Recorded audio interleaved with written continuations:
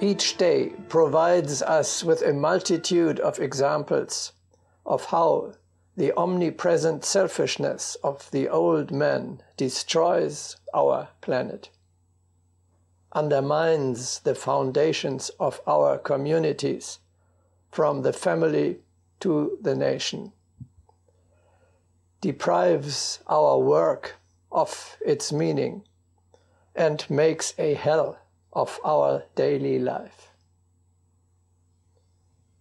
Just two examples.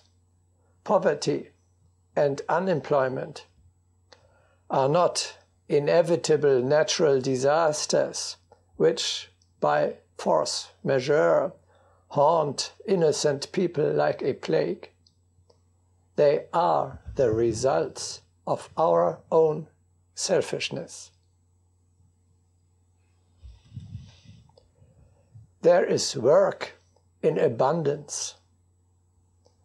If we divide the urgent tasks fairly among ourselves, there will be more than enough work to do for all of us.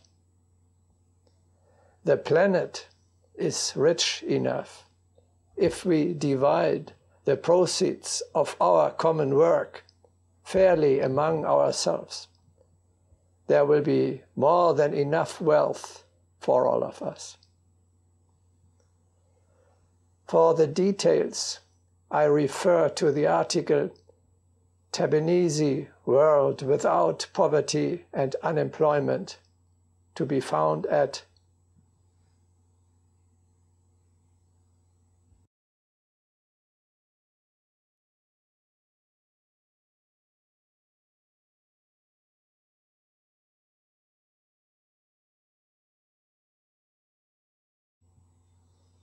We shall discuss in later broadcastings in more detail. The basis for the construction of the new world is the principle of community. Not as single lone warriors, each struggling for himself, but only as a community we will be able to fulfill the tasks of the age and to reach the next stage of evolution. Communities can only function if each member defers his own interests and gives precedence to the common good. An immortal, acting selflessly in accordance with his inner nature, will always endeavor to contribute more to the community than to take out of it. Only thus can the community prosper.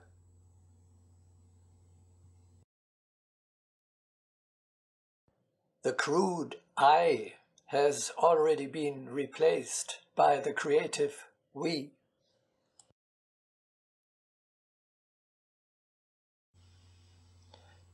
Today's reverse position will sooner or later lead to the collapse of the system. For a community, egoism is downright destructive. Let us take as one of many examples the healthcare system. As long as everyone is trying to contribute as little insurance premiums as possible, but at the same time uncompromisingly requires the best health care in the world, as long as the claims and withdrawals of the individuals are higher than their contributions or deposits, it is impossible to sustainably finance the system. Only when we give up our selfish attitude, only when we change our old nature, only when we set our pride in requiring, in no case, more from our fellow human beings than we ourselves contribute, only then can the community flourish.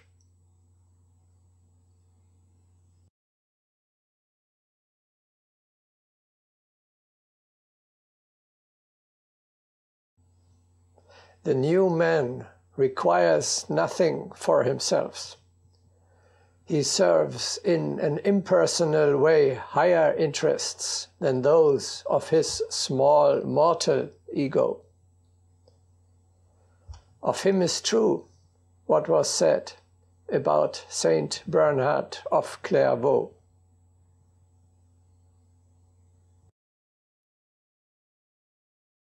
He had nothing to lose because he had left everything. He had nothing to gain because nothing tempted him. The only thing he wanted was the realization of the divine will.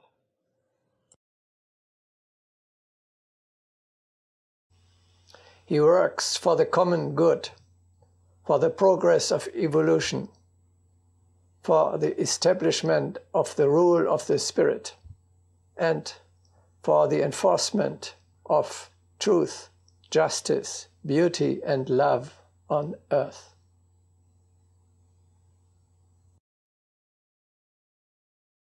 The epoch of trading for personal purposes has passed. The petty plunderers shall cease to exist. It is better to think about the welfare of the people.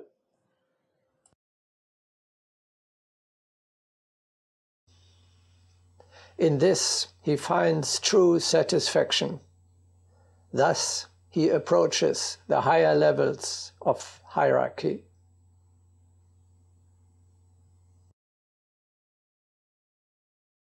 If renouncement of the personal brings one near to us, then abstinence from action for the common good removes one immeasurably from us.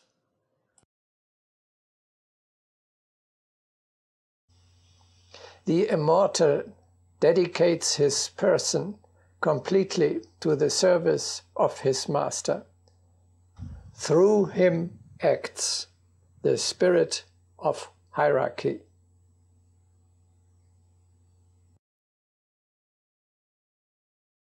Personal desires are transformed into the all-guiding universal will. That is how cooperation with the far-off worlds develops.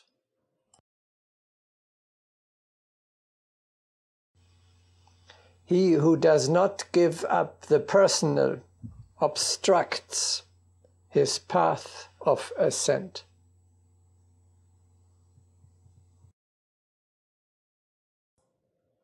A man who places not the good of mankind above his own good is not worthy of becoming our chela.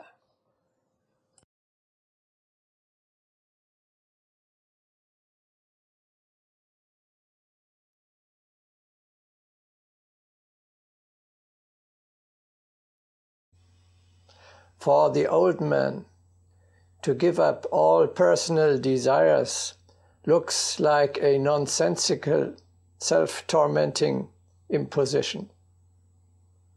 In truth, however, this is not a painful renunciation, but a goal-fitted act of liberation from trivial, inferior, and superfluous matters, which opens up new and higher possibilities.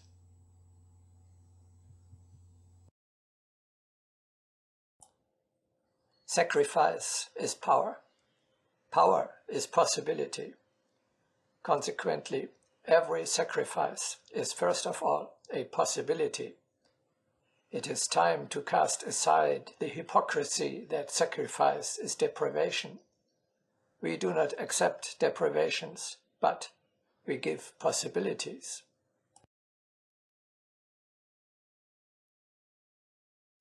In our treasury, there is a large collection of sacrifices, and each one was useful to the one who made it. We dislike to speak about sacrifices, because a sacrifice is the most profitable undertaking. A real industrialist of life considers each expenditure only as a guarantee for successful business.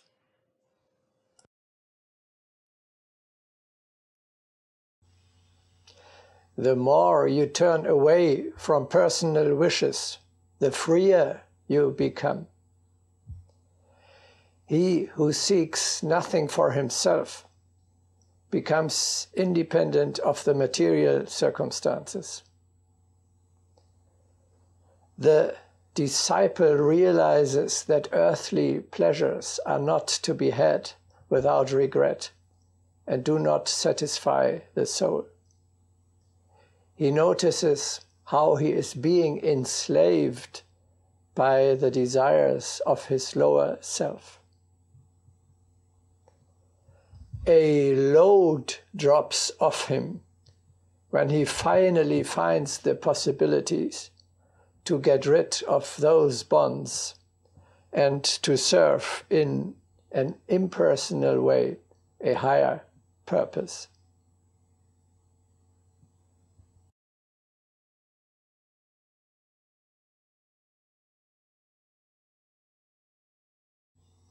Overcoming the personal is one of the most difficult exercises in a time which presents the satisfaction of real, imaginary, or needs awakened by seduction as the highest goal, almost as the meaning of life.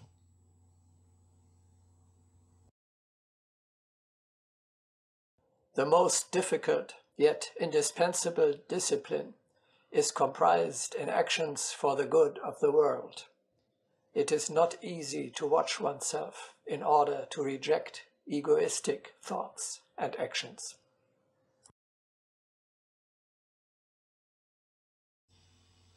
Among the aspirants on the higher path, this practice separates the chaff from the wheat.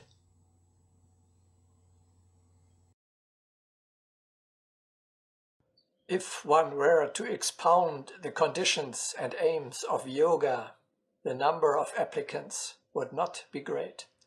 For them, the renunciation of selfhood would be dreadful.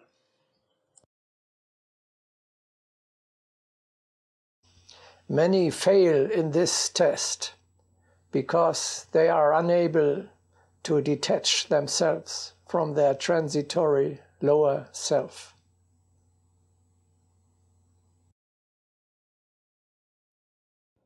The love of achievement is not severe for those aflame in heart, but it frightens those who love their weaknesses and who waver while embracing their own illusionary I.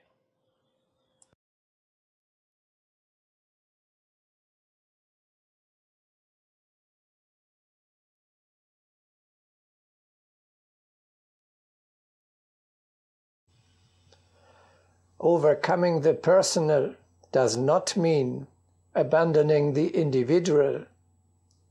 The individuality remains intact and finds its true realization in the service of a great work. Individuality has nothing to do with selfishness.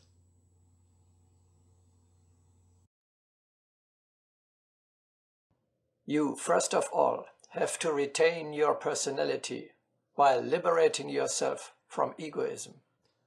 This antithesis will strike many people as absurd. For them, egoism and personality are the very same thing. The concept of a powerful personality devoted to the common good is something that surpasses the imagination of most people.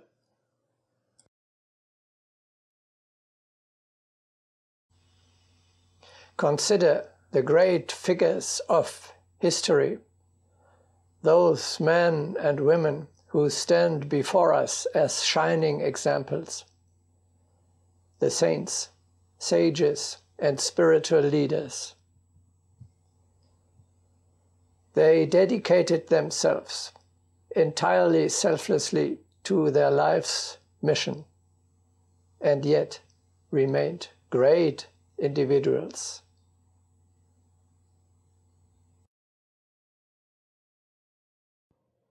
You observed how the personal disappeared from daily life with the growth of psychic energy.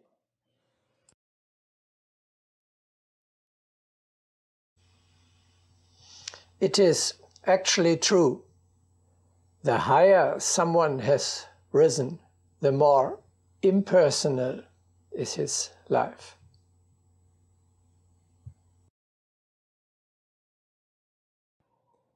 In great undertakings, the work stands upon the work and not upon a personality.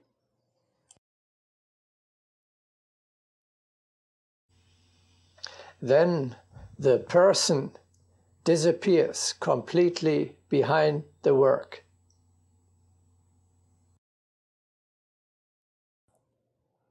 The more impersonal, unselfish your kindly acts are, the purer, the more potent, the greater the results will be. Those results will be of lasting benefit for the whole race, instead of for your personal self alone.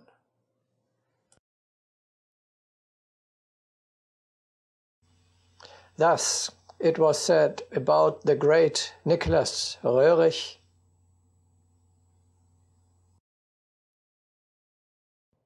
the Guru has not a single personal thought.